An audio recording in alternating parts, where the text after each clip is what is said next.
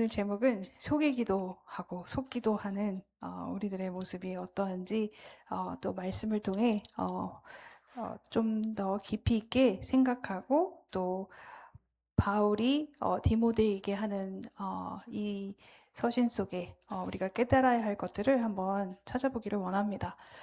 우리가 평균적으로 많이 만나는 사람들이 있거든요. 예, 주변에 내가 거의 매일 만나다시피 하는 사람들이 있어요. 그래서 사람들이 뭐라고 하냐면 5명 정도가 우리의 평균 값이다. 이게 다시 말하면 그 5명 무리가 있잖아요. 예를 들어서 내가 자주 만나는 그 무리의 사람들이 결국 우리의 모습을 반영한다는 얘기죠. 예. 그러니까 비슷하다는 거예요. 비슷한 사람들끼리 어울리게 된다는 거죠. 그래서 저 사람을 보면 저 사람 속에 내 모습이 있고 또 내 모습 속에 저 사람이 있고 이렇게 서로 닮아간다는 얘기입니다. 그럼 닮아간다는 얘기는 그만큼 우리가 누굴 만나느냐가 굉장히 중요하다는 거예요. 예. 내가 그 사람에게 영향을 받는다는 거예요. 예. 내가 누굴 만나면 그 사람의 영향이 나에게 전해지기 때문에 그 사람과 함께하는 시간이 많을수록 우리는 서로가 배울 수밖에 없다는 거예요. 결국 어린아이 신앙이면 우리가 이 세상에 속해 있을 때 거기서 내가 그들을 변화시킬 수 있는 그러한 잠재력이 있고 능력이 있고 하나님을 의지하면서 거기서 견디는데 내가 만약에 장성한 신앙이 아니고 어린아이 신앙이면 흔들릴 수밖에 없다는 거예요. 예, 그들이 만약에 세상의 얘기를 하면 그런 거요.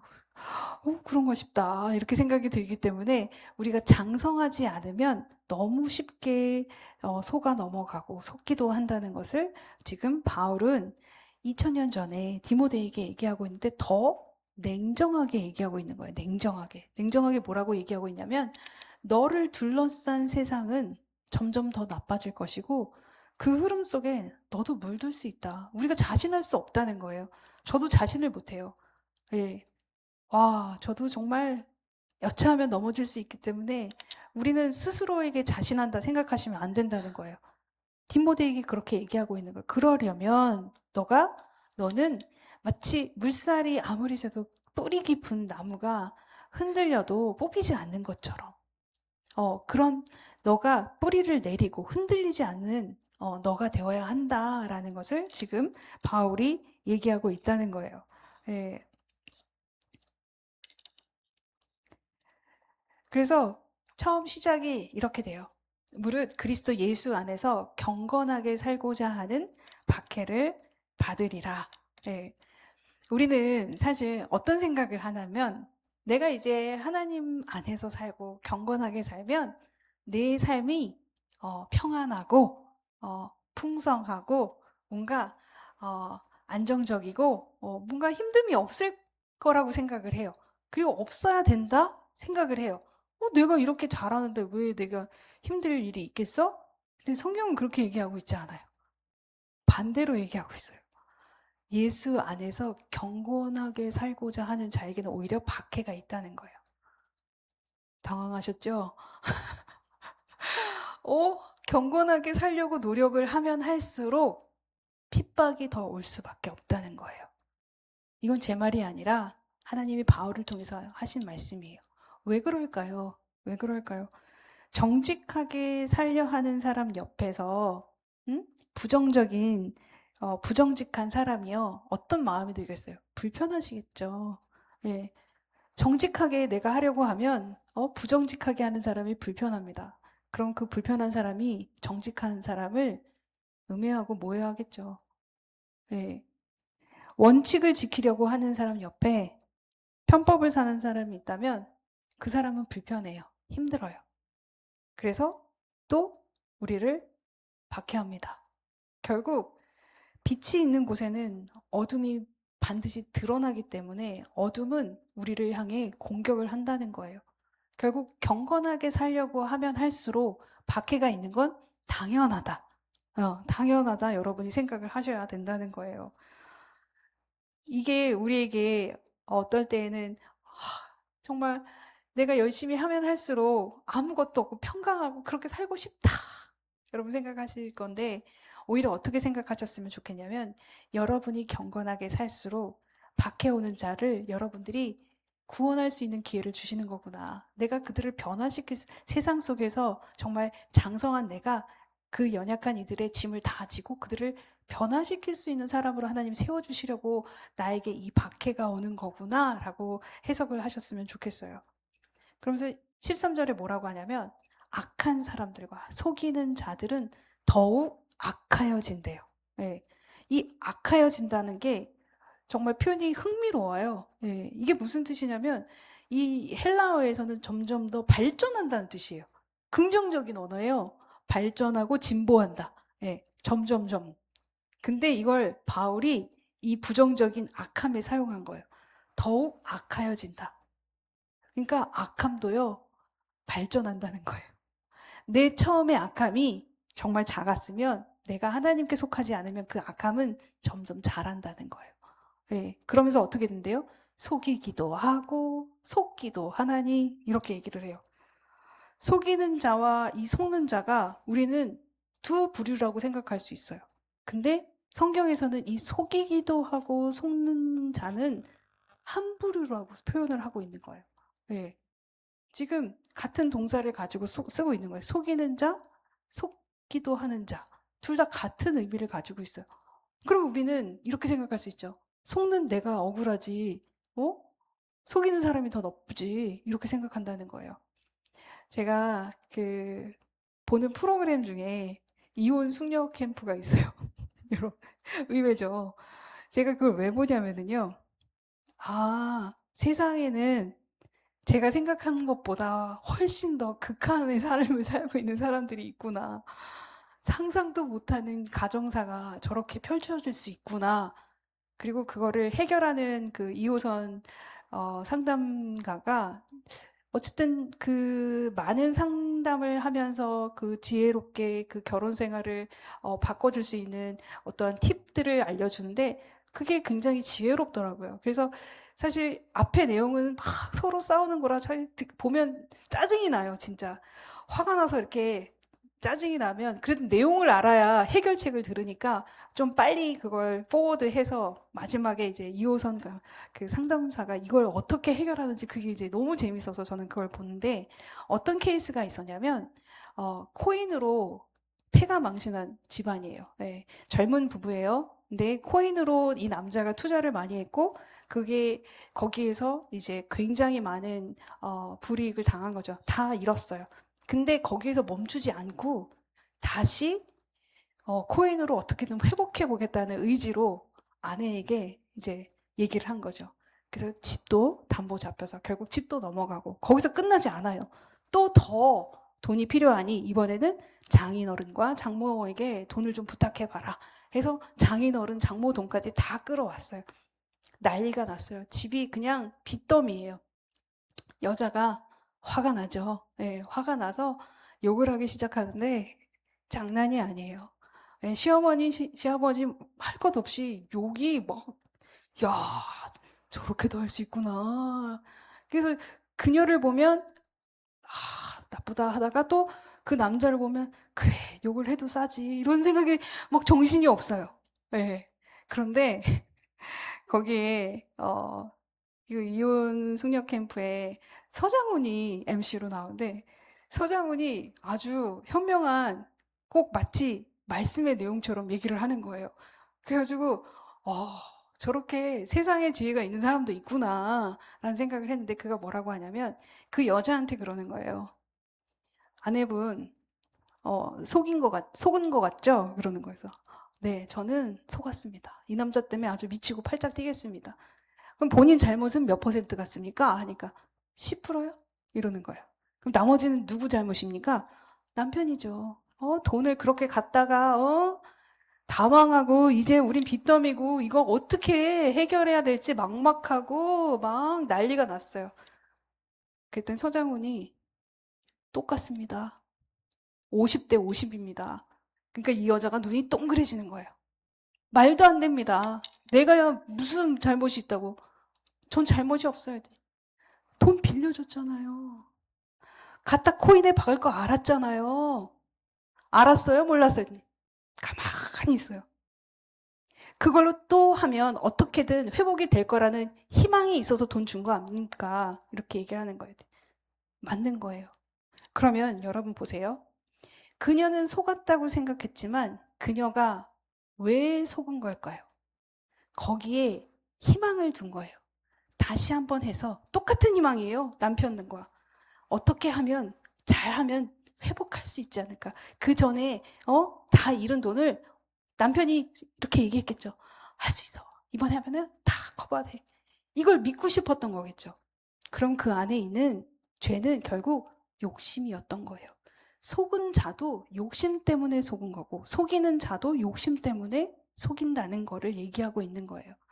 이게 이 현실 속에서 너무나 많이 일어나는 일이에요. 꼭 이러한 예를 아니고도 우리가 너무나 많은 상황 속에서 내가 피해자다, 너는 가해자다, 이렇게 생각하는 경우가 있다는 거죠. 근데 우리가 잘 생각해 봐야 된다는 거예요. 내가 왜 가해자일까? 아니면 내가 왜 피해자일까? 내가 왜 피해를 당했을까? 내가 어떤 것 때문에 피해를 당했을까? 잘 밑으로 내려가다 보면 나에게도 잘못이 있다는 걸 우리가 알 수 있다는 거예요. 결국 그게 한 줄기에서 나왔다는 걸 성경은 정확하게 얘기하고 있어요, 여러분. 여기 뭐라고 되어 있어요? 오직 각 사람이 시험을 받는 것은 자기 욕심에 끌려 미혹됨이니. 이 미혹이 속는 거예요. 그죠? 여러분? 내가 속았어요. 근데 나는 여태까지 속았으니 나는 죄가 없다. 내가 피해자다 생각을 했는데 다시 보니 그 속임이 어디에서 온 거래요? 욕심에 끌려. 그 베이스가 이 욕심이라는 거예요. 욕심이 잉태한즉 죄를 낳고 죄가 장성한즉 사망을 낳느니라. 예, 결국 이 둘이 똑같다는 걸 얘기하고 있는 거예요. 자, 하와를 보세요. 예, 하와 역시 마찬가지죠. 미혹을 당했어요. 누구에게? 뱀에게. 그러나 그녀가 미혹을 당한 그 근본, 그녀의 뿌리가 어디 있어요? 내가 하나님 같이 되고 싶은 그 욕망 속에서 시작이 됐다는 거예요. 이렇게 속이는 자, 속은 자가 동일하다는 거예요. 결국 우리는 세상 속에서 너무나 쉽게 속을 수 있고요. 또 때로는 속이는 자가 될 수도 있다는 거예요. 그러지 않으려면 우리가 어떻게 해야 될까요? 정말 말씀 안에 거하여야 되는 거예요. 성경 안에 속이기도 하고 속기도 한 사람이 있어요. 둘 다 한 사람. 야곱. 여러분. 야곱이 누굴 속이나요? 아버지를 속이죠. 그리고 에서를 속이죠. 네. 그래서 그가 얻은 건 장자권이에요. 야곱이 그의 아버지에게 나아가매 이삭이 그를 만지며 이르되 음성은 야곱의 음성이나 손은 에서의 손이로다 하고 그를 알아보지 못한 것은 못 알아봤어요. 그리고 어떻게 했어요? 에서라고 착각하고 야곱에게 장자의 축복을 합니다. 네. 야곱이 왜 속였어요, 여기서? 장자의 축복이 갖고 싶었던 거죠. 그의 밑바닥에는 그 욕망이 있었어요. 자, 어떻게 다시 야곱이 속임을 당하나요? 네. 라반의 삼촌의 집에 가서 일을 합니다. 네. 일을 하는데 거기에 아내를 삼을 만한 자녀가 있는데 라헬과 레아예요. 네. 야곱의 눈에는 라헬이 어여뻤던 것 같아요. 오늘 우리 중고등부 시간에 우리 중학교 친구들이 이제 놀러 왔기도 하고 해서 그 친구들한테 예쁜 여자가 좋아, 들 예쁜 여자가 좋아 그랬더니 예쁜 여자예요. 그런데 그때 갑자기 아이들이 그냥 심각하게 그냥 듣고 있다가 미소가 이렇게 올라가는 거예요. 예쁜 여자 소리만 들어도 좋은 거지. 그렇게 좋아. 네. 야곱도 똑같아요. 예쁜 라헬이 좋았어요. 그래서 그녀를 위해서 7년을 일하는데 나중에 보니까 뭐래요? 아침에 깨어보니 레아라. 라헬이 아니었어요. 라반에게 이르되 외삼촌께서 어찌하여 내가 나에게 이같이 행하셨나이까 나를 속였냐 울분을 토합니다. 그때 뭐라고 하냐면 우리 고장에서는 형보다 아우를 먼저 주는 법이 없다. 이렇게 얘기를 해요. 여러분 이 얘기를 딱 들었을 때 하나님이 라반 삼촌을 통해서 야곱에게 듣게 하신 것 같지 않나요? 그래, 우리 고장에는 다 같은 민족이잖아요. 결국 그들의 전통에는 순서대로 가는 것이고 그 순서 장자에게 가는 것 권한이 있는데 그걸 네가 빼앗은 것이 아니냐. 그래서 여기서 너가 빼앗긴 것이 아니냐라는 것을 확실히 하나님께서는 인지시켜 주시는 겁니다. 네. 속을 때 역시 야곱은 욕망이 있었던 거예요. 더 아름다운 그녀를 차지하기 위하여. 네. 속였을 때 장자의 그 권한을 가지고 싶은 욕망이 있었다는 거예요. 그 욕심이 잉태하여 속이는 자가 되고 속는 자가 되었다는 거예요. 동일하다는 겁니다, 여러분. 네. 그런데 여기서 이제 너에게 어떻게 해야 되느냐를 얘기해주고 있죠. 그러나 너는 어떻게 하래요? 배우고 확실한 일에 거하라. 너는 내가 누구에게서 배운 것을 알며. 첫 번째는 우리가 그러한 미혹에 넘어가지 않으려면 함께하는 내가 누구에게 배우는지가 중요하다는 거예요. 네. 우리가 공동체가 있어요. 교회라는 공동체. 우리가 생각할 수 있죠. 내가 말씀만 열심히 신앙생활을 하면 내가 다 배울 건 배우는 거지 않을까라고 생각하지만 우리는 함께 지어져 가는 공동체 속에서 더 중요한 부분을 또 배울 수 있다는 거예요. 함께 지어져 가야 돼요. 내가 이 사람들과 함께 하는 것에서 우리는 서로를 알게 되고 서로의 짐을 지고 그리스도의 법을 성취할 수 있게 되는 거예요. 누구에게서 배우느냐가 너무나 중요한 거예요. 그래서 디모데도 누구에게서 배워? 어렸을 때부터 엄마에게서, 부모님에게서 배운 거잖아요. 그리고 또 뭘 했대요? 어떻게 배웠대요? 성경을 알았대요.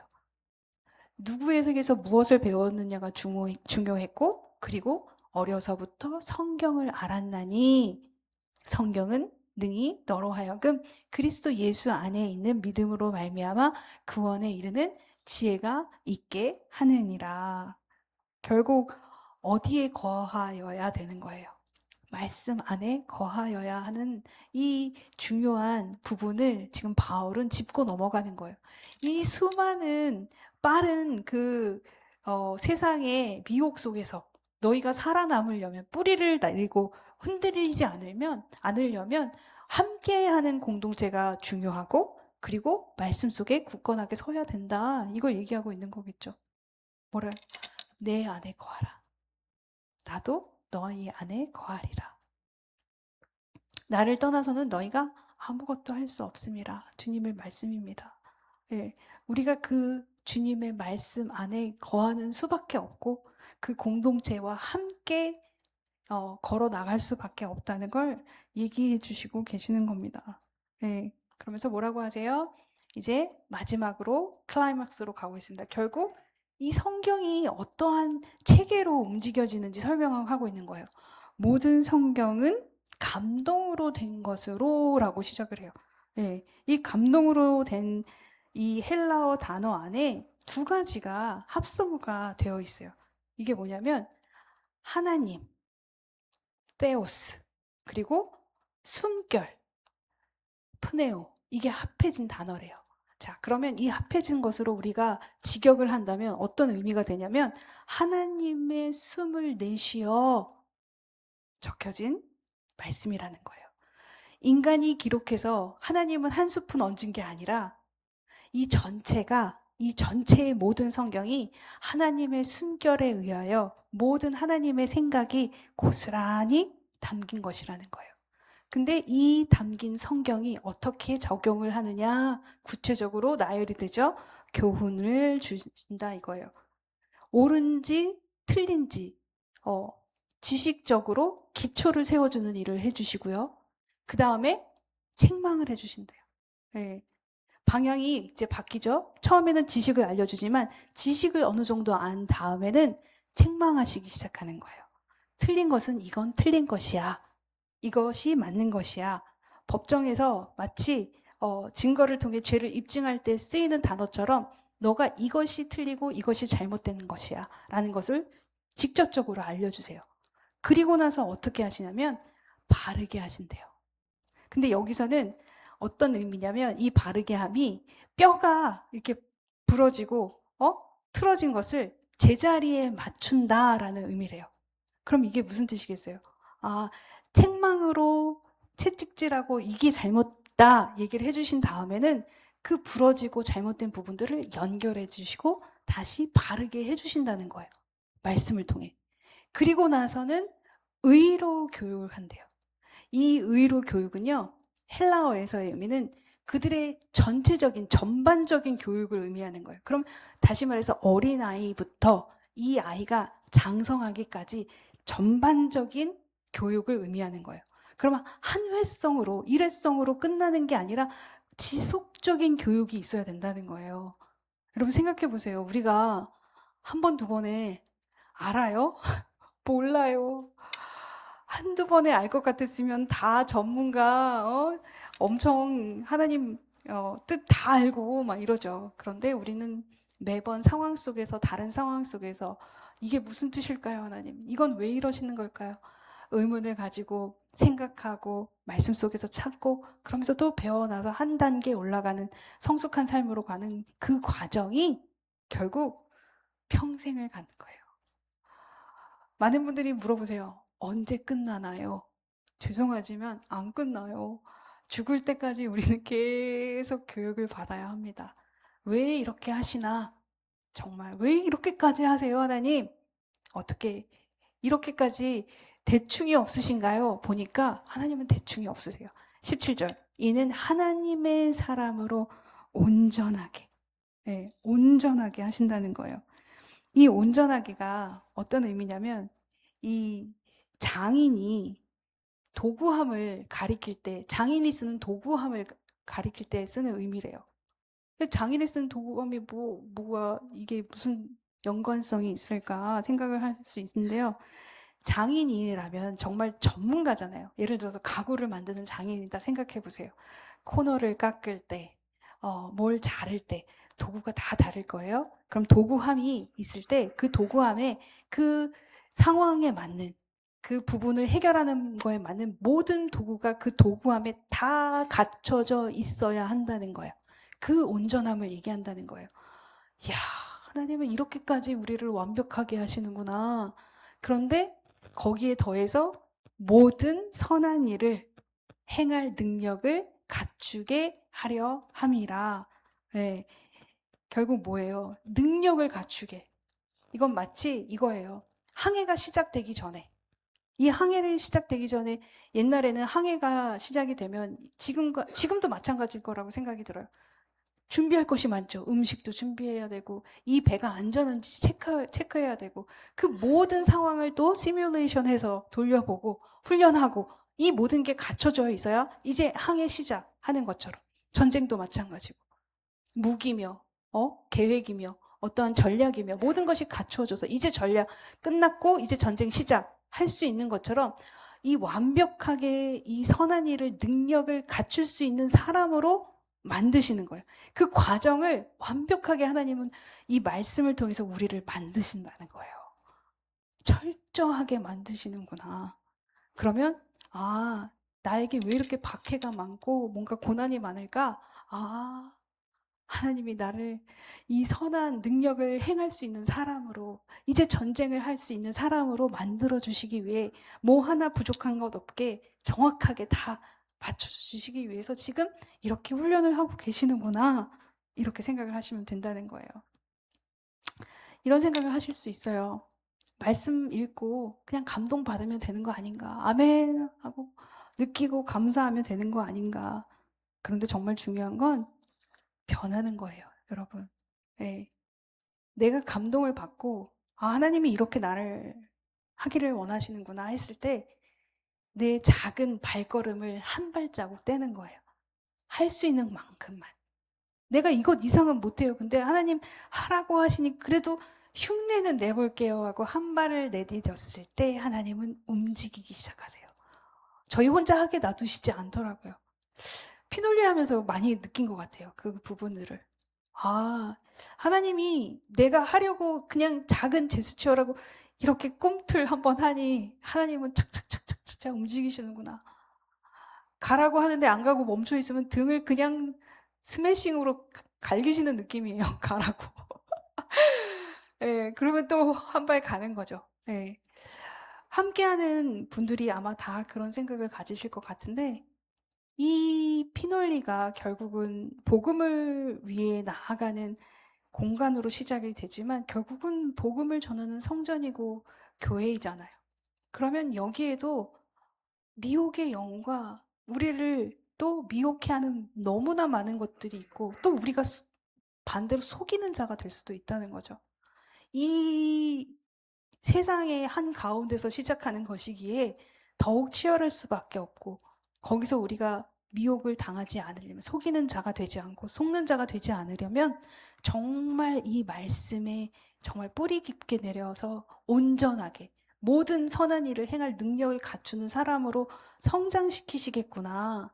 그러면 그 성장하는 과정 속에서 분명히 힘듦이 있겠구나. 나를 다루시니 또 아프겠구나. 각오를 해야 한다는 거예요. 예. 생명이 나타나려면 먼저 어떻게 되어야 되나요? 그쵸. 부활 전에 무엇이 있었을까요? 십자가의 죽음. 그죠? 네. 반드시 그 순서입니다. 우리가 그걸 기억하고 나아가야 된다는 거예요. 그러나 걱정하실 것이 없는 것이 말씀을 우리가 놓지 않으면 결국 그 말씀으로 인하여 우리는 계속 이 영혼이 소성이 돼요. 살아나요. 네. 그리고 우리의 우둔한 부분은 지혜로 바뀔 것이고요. 이 말씀 속에 거하기 때문에 마음이 언제나 기쁘고요. 그래서 정말 앞에 어떤 장애물이 있는지 볼 수 있는 눈이 밝아지는 우리가 될 수 있을 거라고 확신합니다. 네. 하나님은 거짓을 하시지 못하시죠. 네. 하나님의 입술에서 나가는 이 말씀이 헛되이 다시 돌아오지 않는데요. 그럼 결국 이루신다는 얘기예요. 네. 나의 기뻐하는 뜻을 이루신대요. 그 말씀을 우리가 읽을 때 우린 결국 확신하게 되고 그 선포를 우리 입술로 하게 되는 것이라 내가 믿음이 생길 수밖에 없는 거겠죠. 어떠한 상황 속에서도 이런 고통 속에서 박해를 내가 왜 받아야 돼요? 하나님, 내가 왜 이 상황에 놓여야 돼요? 이해가 안 갈 때가 있지만 하나님은 결국 이 말씀이 입에서 나가셨고 이걸 이루시기 위하여 이 기쁜 뜻을 결국 보내게 하시기 위하여 보여주시기 위하여 지금 만들고 계시는 과정이구나. 우리가 헤아리면 될 거라는 거예요. 결국 행하는 자가 되어야 된다는 거예요. 듣기만 하고 아멘! 끝! 이게 아니라 이 말씀을 오늘 말씀을 이제 받았다면 이 말씀을 가지고 내가 어떠한 부분에서는 내가 속는 자였을까? 어떠한 부분에서는 내가 속이는 자였을까? 내가 어떠한 미혹에 연약할까? 내가 공동체 속에서 잘 함께 성장하고 있나? 내가 말씀 속에서 내가 지금 온전하게 능력을 행하는 자가 되고 있나? 체크해 보시는 그런 중요한 부분이 있다는 거예요. 정말 세상의 그 열악한 정말 사지에서 정말 하나님의 말씀 속에 정말 뿌리를 내리고 있는 인물을 생각한다면 다니엘일 것 같아요. 예, 타지에 끌려가서 거기에서 죽을 둥 살 둥 그렇게 살고 있는 다니엘. 근데 그가 어떠한 결단을 내리냐면요. 뜻을 정하는 거예요. 뜻을 정하여 왕의 음식과 그가 마시는 포도주로 자기를 더럽히지 아니하리라. 하고 자기를 더럽히지 아니하도록 환관장하게 구하니 뜻을 정했다는 거예요. 나는 이제 여기서 절대로 내 뜻을 굽히지 않겠어. 확정한 그 확정을 실질적으로 이행하기 위해서 환관장한테 얘기를 하는 거예요. 이게 우리에게 필요한 결단력이 아닐까 생각이 들어요. 그러면서 뭐라고 해요? 다니엘이 이 조서에 왕이 도장이 찍힌 것을 알고도 결국 뭐예요? 죽을 수도 있어요. 이건 우리를 상황을 좋게 하는 게 아니라 악하게 더 안 좋게 만들 수 있는 너무나 당연한 사실임에도 불구하고 그걸 알고도 자기 집에 돌아가서 그의 다락방에 예루살렘으로 향한 창문을 열고 전에 하던 대로 하루 3번씩 무릎을 꿇고 기도하며 그의 하나님께 감사하였더라. 이거예요. 우리가 세상 속에서 어, 결정을 하려고 할 때, 우리에게 피해가 될 수밖에 없는 전혀 이익이 되지 않는 상황 속에 놓일 수 있어요. 저희가 거룩함으로 가려고 할 때.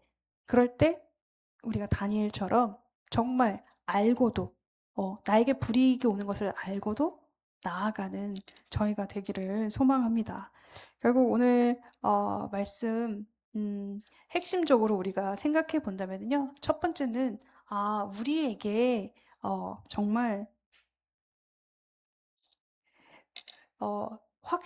우리 스스로에게 확신을 가지면 안 되겠구나. 나는 언제나 흔들릴 수 있고, 언제나 속을 수 있고, 속이는 사람이 될 수 있으니 내가 깨어 있어야 되겠구나. 라는 거 생각하셨으면 좋겠고, 그렇기 때문에, 우리가 정말 확신하고 지금 이제 배우는 그 모든 것들은 결국 말씀과 공동체 안에서 우리가 받을 수 있고, 또 그것을 통해서 우리가 거기에 머물면서, 거하면서 이 하나님께서 온전함으로 가는 그 과정을 인내하면서 우리가 가야 되겠구나라고 생각하시면서 또 한 주간 사랑하시는 여러분이 되기를 소망합니다. 예, 완전히 딱 준비가 된 전쟁을 할 수 있는 군대가 되었으면 좋겠고 딱 항해를 시작하기 딱 준비된 그런 배의 모습을 갖추는 우리가 되기를 소망합니다.